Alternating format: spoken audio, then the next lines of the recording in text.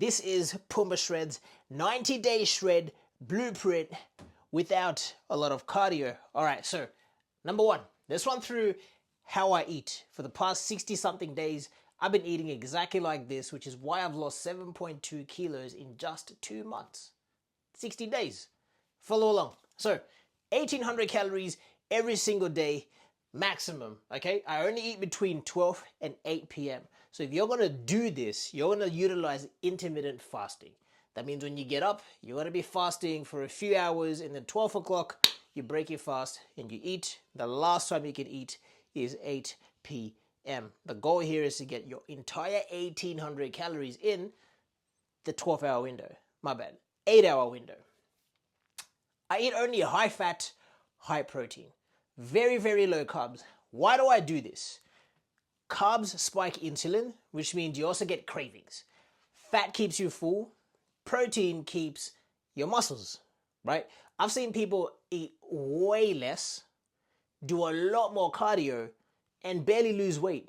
I'm eating more fat, doing less cardio, and losing fat, right? Why this works is because if you want to burn fat, and you want your body to use fat as an energy source, why are you feeding it carbs?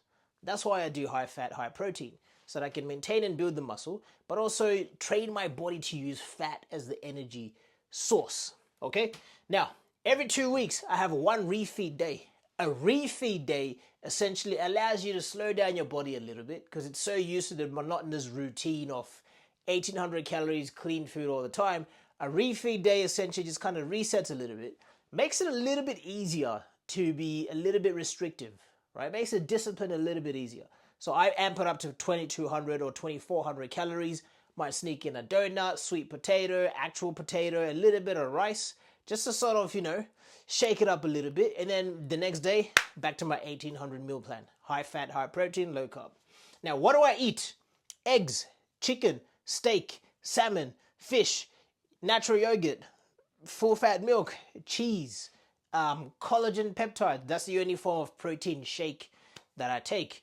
I find I don't really need fiber as much because the high fat diet tends to lubricate my system and I have zero problems going to the toilet. If you need fiber, do it. Add some spinach, add some broccoli, add some kale, add some greens, whatever you need to add to make that digestive trip easier on yourself. All right, so that is what I eat, how I eat. Now we're going to move on to how I train. Okay, so I train 4 to 5 times every single week. Okay, on top of that, I do 5x5 heavy. You're going to train heavy. Why you train heavy is you don't want to just lose strength and muscle and all that kind of stuff. You still want your muscle to have some sort of endurance and strength to it. Okay, so I train heavy 5 days a week, 4 to 5 times a week.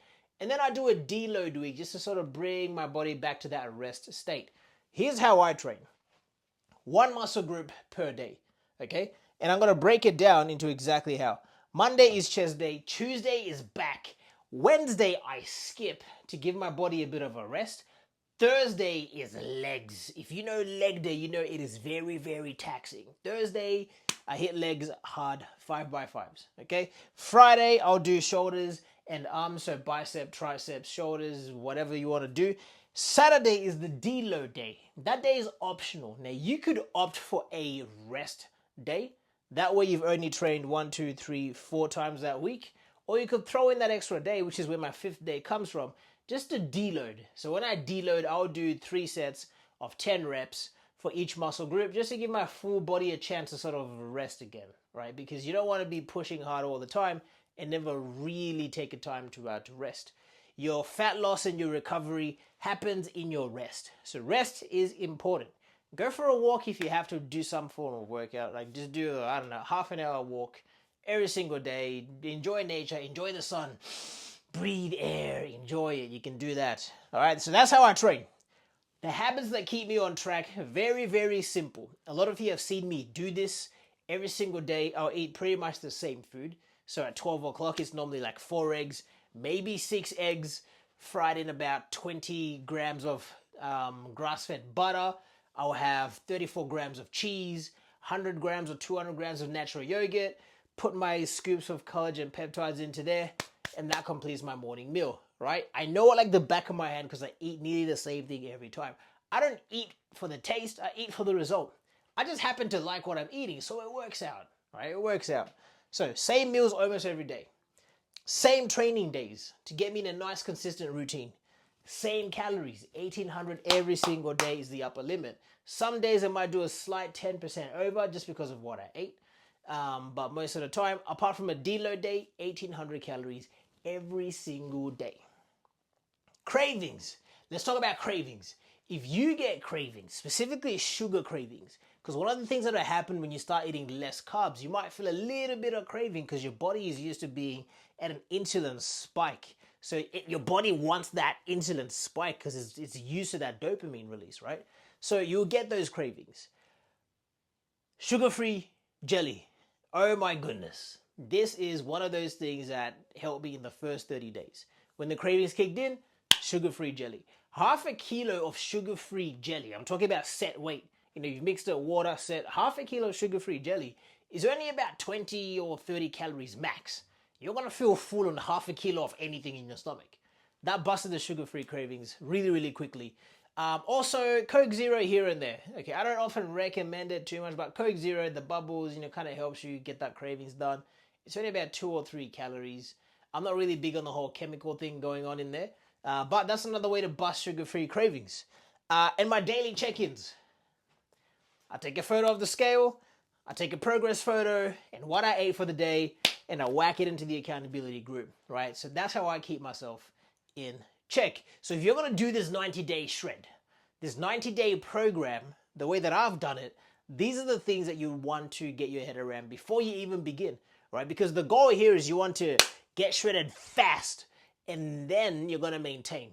Because you will find over the course of 90 days, your food preferences might change, your energy levels will change, and because you like the result, you're most likely to maintain it.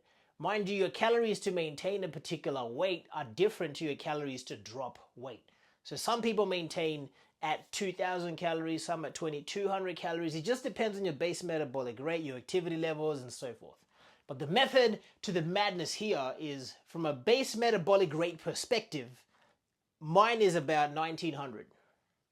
If I'm eating at 1,800 calories and I'm training and I'm intermittent fasting and I'm eating high fat, high protein, it's pretty much, I'm going to lose fat. I'm going to lose weight, but mainly fat, as you can see.